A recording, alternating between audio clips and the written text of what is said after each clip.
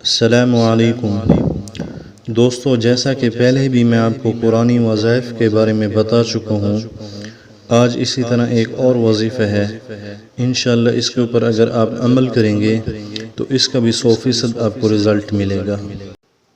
ایک قرآنی آیات ہے سورۃ بقرہ کے اندر، اور اس کے کچھ الفاظ ہیں: مسلمۃ لا شیئۃ فیہا۔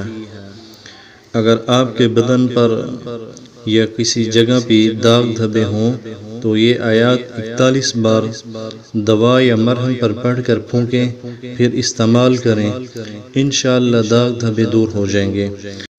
اس کے اوپر آپ عمل کر کے دیکھیں، انشاءاللہ آپ کو 100% رزلٹ ملے گا اور بہتری آئے گی۔